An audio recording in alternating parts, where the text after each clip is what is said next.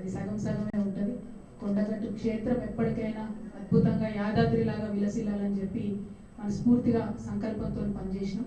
దానికి సంబంధించి స్వామివారి రెవెన్యూ రికార్డులు అన్నీ కూడా చేసి ఒక 350 ఎకరాల జాగాను కూడా మొత్తం సిద్ధం చేసి 1000 కోట్లతో కేసీఆర్ గారు ప్రణాళికలు సిద్ధం చేయడం జరిగింది. దానికి సంబంధించి మీ అందరికీ తెలుసు, ఇప్పటికే 10 ఏళ్లలో శాశ్వతంగా అనేక కార్యక్రమాలు పరిష్కారం చేసుకుంటూ కొండగట్టును ఒక స్థాయికి తీసుకురావడం జరిగింది. దేవాలయాన్ని కూడా నిర్మాణం చేసుకుంటూ దేశవ్యాప్తంగా హనుమంతుడి భక్తులు ఎక్కడున్నా కూడా కొండగట్టుకు వచ్చేంత పెద్ద ఎత్తున ఈ క్షేత్రాన్ని అభివృద్ధి చేస్తామని కూడా ఈ సందర్భంగా తెలియజేస్తా ఉన్నాం. అయితే ప్రభుత్వాలు మారినా కూడా ప్రజలకు సంకల్పం చేసినటువంటి పనులు కొనసాగించాల్సినటువంటి బాధ్యత ప్రభుత్వ పెద్దల మీద ఉంటుంది.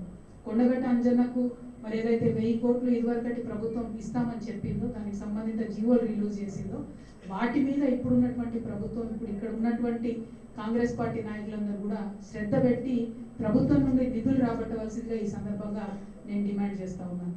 అదేవిధంగా మీ అందరికీ తెలుసు, గౌరవనీయులు పెద్దలు కేసీఆర్ గారు తెలంగాణ ఉద్యమ సందర్భంలో కూడా అనేక మార్లు చెప్పేవాళ్ళు, నా కళ తెలంగాణ రాష్ట్రం ఏర్పడాలి, ఏర్పడిన తర్వాత జగిత్యాల, సిద్దిపేట, వికారాబాద్ ఇవన్నీ కూడా ప్రత్యేక జిల్లాలుగా ఏర్పడాలి, ఏర్పడిన తర్వాత మాత్రమే అక్కడ ఉన్నటువంటి ప్రజల యొక్క అభివృద్ధి అనేటటువంటిది, నిజమైన అభివృద్ధి అనేటటువంటిది మనం చూడగలుగుతామని ఉద్యమ సందర్భంలో అనేక సార్లు కేసీఆర్ గారు చెప్పేవాళ్ళు. మరి అట్లానే తెలంగాణ రాష్ట్రం రాగానే జగిత్యాల ప్రత్యేక జిల్లా అయింది. అంతకుముందు అంతా కూడా ఎన్నికల హామీగా నిలబడిపోయినటువంటి బోర్నపల్లి బ్రిడ్జ్ సాకారమైంది. ఇవాళ ఆదిలాబాద్కు జగిత్యాలకు సంబంధాలు, పెళ్లి సంబంధాలు, విద్యా వ్యాపార సంబంధాలు పునరుద్ధరింపబడ్డాయంటే, యావత్ జగిత్యాల్లో భూముల విలువ పెరిగిందంటే, వ్యాపారాలు చేసుకునేటటువంటి వాళ్ళు ముందుకొచ్చి పెట్టుబడులు పెడతా ఉన్నారంటే కేసీఆర్ గారు వచ్చిన తర్వాత మాత్రమే అది సాధ్యమైందని చెప్పి ఇవాళ సగర్వంగా ప్రతి ఒక్కరూ కూడా చెప్పుకునేటటువంటి వాస్తవం జగిత్యాల జిల్లాలో. అదేవిధంగా ఎన్నడూ అనుకోలే పెద్ద మెడికల్ కాలేజ్ వస్తుంది జగిత్యాలకని. అద్భుతమైనటువంటి మెడికల్ కాలేజ్ని, గవర్నమెంట్ మెడికల్ కాలేజ్ని మనం ఇచ్చుకున్నాం.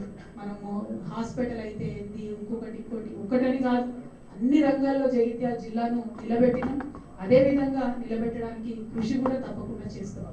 సరే, రాజకీయాలకు సంబంధం లేకుండా మరి ఇప్పుడు జరుగుతున్నటువంటి ప్రజలు గెలిపించినటువంటి విషయాన్ని కూడా మర్చిపోయి ఇక్కడ బీఆర్ఎస్ పార్టీలో గెలిచినటువంటి ఎమ్మెల్యే గారు పార్టీని మోసం చేసి, కార్యకర్తలను మోసం చేసి, తల్లి పాలు తాగి రొమ్ము గుద్దినటువంటి చందంగా ఆయన పార్టీ మారి వెళ్ళిపోయినా కూడా మరి కార్యకర్తలందరూ కూడా నిబద్ధతతో కేవలం కేసీఆర్ గారి మీద ప్రేమతోని, గులాబీ జెండా ఉందనేటటువంటి గుండె ధైర్యంతోనే ఇవాళ బీఆర్ఎస్ పార్టీలో కార్యకర్తలందరూ కూడా కొనసాగుతూ ఉన్నారు.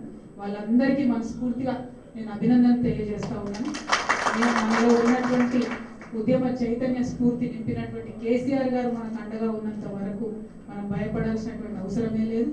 ఎత్తిన పిడికిలు దించేదే లేదు, వేసుకున్న గులాబీ కండువాను తీసేదే లేదు. అద్భుతంగా ముందుకు సాగుదామని జగిత్యాల్లో ఉన్నటువంటి మన కార్యకర్తల నాయకులందరూ కూడా ఈ సందర్భంగా నేను పిలుపునిస్తా ఉన్నాను. మనకు ఈ జిల్లాకే పెద్దన్నగా మనం చెప్పుకునేటటువంటి కొప్పులీశ్వర్ అన్న గారు ఎప్పుడు అండగా ఉంటారు. ఇప్పుడు స్థానికంగా ఎమ్మెల్సీ అన్న